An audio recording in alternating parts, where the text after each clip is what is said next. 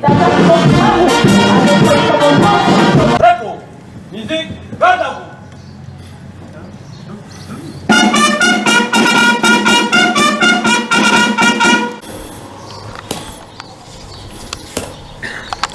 Anzi tu sukwa tata fumwa longo, fumwa dibu.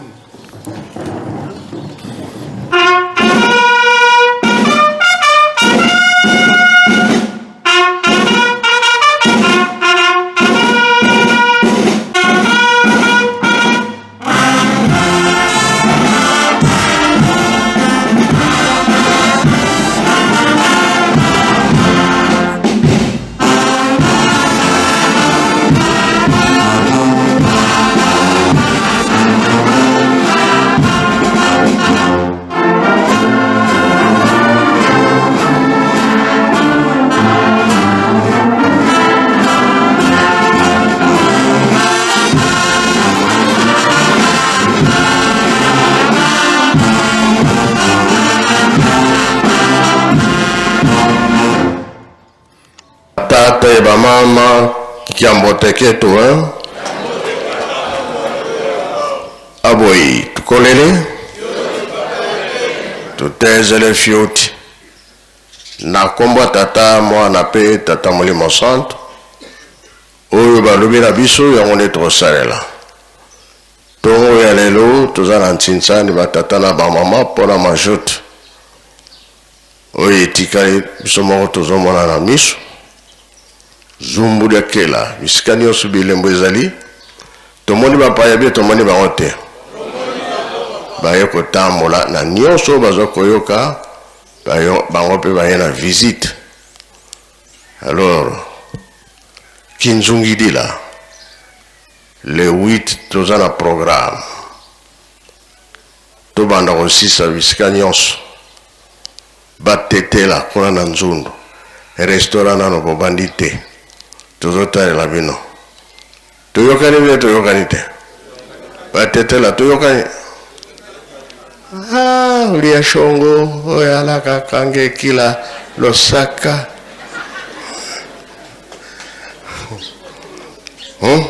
kakasaka elo nakomboa tata mwana pe tata molimo santo amen.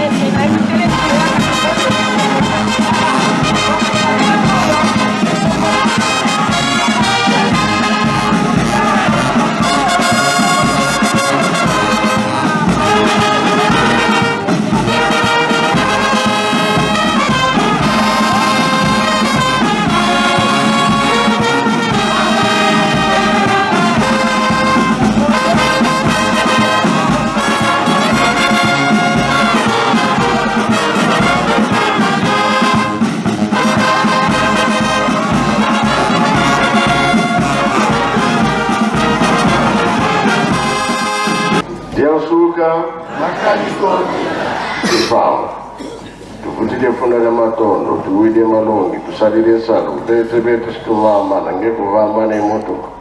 muna tukwenda tukala vitentu sala mani makengisa sumule onzo de kalepi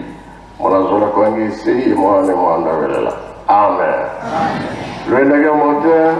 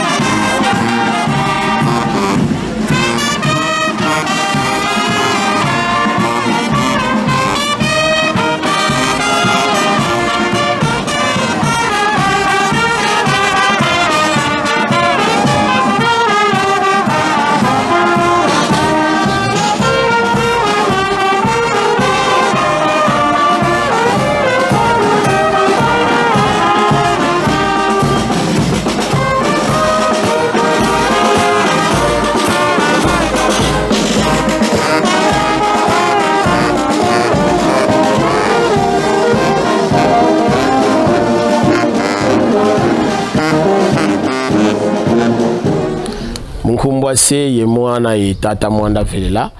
bisiki nzungi dila bisi zunga bawonso no munza ya mvimba bampangize to bena kumbutu donc Europe ya wonso no ku Amerique ye momo wonso no mwankaka ye bobo bena ku Kinshasa ku Matadi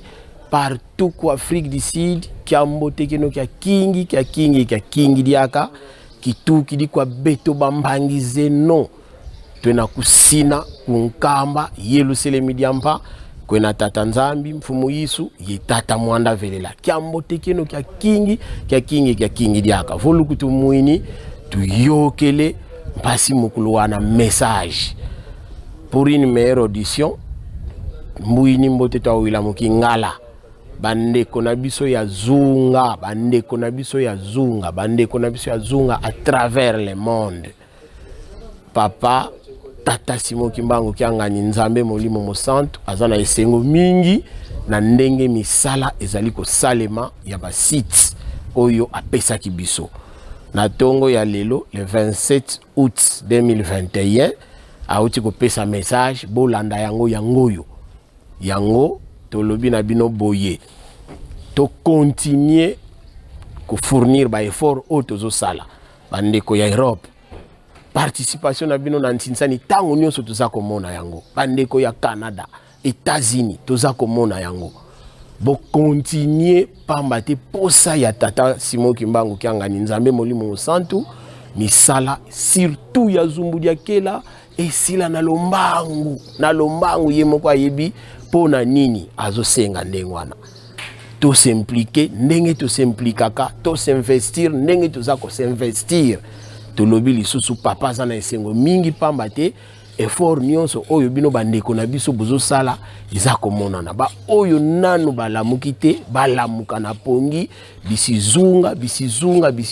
to lamuka na pongi pamba te misala ya kotonga basite ezalinde ya biso